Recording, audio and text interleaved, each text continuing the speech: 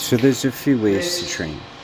This is luring, where I'm using the leash to take the dog to the actual physical object, which is place. A lot of dog trainers do this, but this is not my favorite technique. Millie. I'm also going to bring Millie back. I'm going to lure her to the kennel.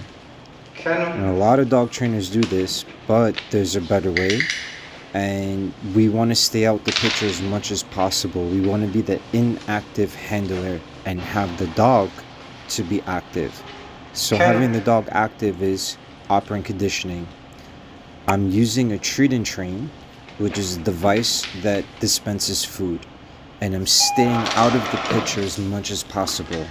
And I'm having Millie problem solve and figure it out without me luring, without me being there. This is more of advanced dog training, but this is exactly the way that I like to train. To let the dog problem solve, let the dog figure it out without me being involved. This is going to strengthen the obedience, and it's going to clarify and make sure that the dog understands the exercises. So right now we're doing from kennel to place, only 2 commands. One picture was I was luring. The other picture is the dog is figuring out the problem. And when the dog figures out the problem, then it becomes his own creation and they do it faster. Now you do see my back is turned. I want to make sure with my back turned that the commands are clear, that the dog understands on verbal command what is the difference between the kennel command and what's the difference between the place command. And having my back turned is the best possible way that I can ensure that the dog understands. And we're training on the distractions. As you can see, we have someone walk by and Millie is still concentrating on her task, concentrating on what she's supposed to do.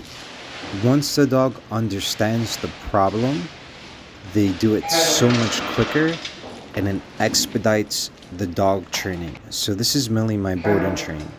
And I'm using a treat and train, which I put into the kennel. Every time she goes to the kennel, the machine will dispense food, and that would be her existential food, her reward. But the only way this is going to happen is if she's listening. And for me to solidify that she's listening is I have my back turned, I'm facing forward, and I want to make sure that the dog understands the verbal commands without me luring to the place or to the kennel. And this is operant conditioning. These results happen from deep practice and repetitions. And as you can see, Millie is doing a fantastic job of understanding the verbal commands. And the teachers that taught me were the inventors of the NePoPo System, which is Michael and Bart Bellon. And all of these techniques and everything I'm doing is accredited to their school and accredited to the time that they took to teach me how to be a better dog trainer and how to work in operant conditioning.